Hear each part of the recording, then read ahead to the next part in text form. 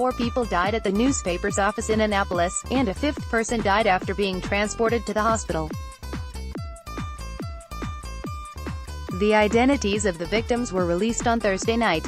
Hiaasen, Gerald Fischman, Wendi Winters, and John McNamara were editors, and Rebecca Smith was an ad sales assistant for the paper. "What happened here was very calculated," Capital Gazette reporter Selene San Felice said on Anderson Cooper 360. "She was in the newsroom when the shots rang out. I think this person was going after editors," she said. Reporter Phil Davis said on AC 360 that he hid under a desk during the attack.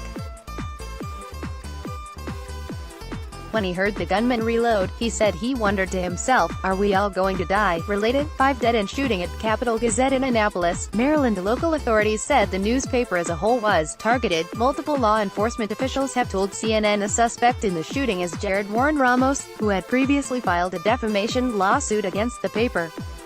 The suit was dismissed. News of the shooting spree caused a chill in newsrooms across the United States on Thursday. Law enforcement in several cities stepped up security around major news organizations as a precautionary measure. Threats against members of the media have been on the rise in recent years. But murders of American journalists are very rare. The last time multiple journalists were killed while on assignment in the U.S. was in 2015, when an ex-employee attacked 2 members of a WDBJ TV news crew during a live report in Virginia. Reporter Allison Parker and photojournalist Adam Ward were killed. On Thursday, Chris Hurst, who was engaged to Parker when she was killed, tweeted in response to the Annapolis shooting, "The threat to journalists is real and became deadly once more today in Annapolis. My condolences to everyone impacted at the Gaz News newsroom." The Committee to Protect Journalists, which tracks threats to journalists around the world, said that 7 journalists have been killed in relation to their work in the United States since the group began its tracking effort in 1992. The group noted that a music journalist was killed in Chicago earlier this year, but CPJ is still investigating the motive for that killing.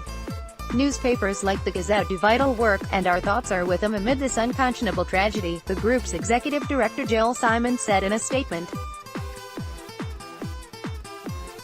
"Violence against journalists is unacceptable, and we welcome the thorough investigation into the motivations behind the shooting." CPJ's database includes 1 journalist death on 9/11, a freelance news photographer. 6 broadcast engineers working for TV stations were also killed in the terror attacks, for a total of 7 members of the news media. That's why Thursday's death toll of 5 stands as the deadliest day for the industry since the terror attacks. Capital Gazette Communications publishes multiple papers, including the Capital and the Maryland Gazette. Danielle Ohl, a reporter for the Capital, pointed out on Twitter that the shared newsroom has about 20 news staffers, a few more advertising. Despite the attack, the Capital will still be publishing a newspaper Thursday night. Multiple newsroom staffers, plus reporters from its parent company, the Baltimore Sun, are working on stories for Friday's edition. The Sun is owned by Tronc, which operates papers in many local markets. Tronc executives are on the way to Annapolis, according to an internal memo from CEO Justin Dearborn Thursday night.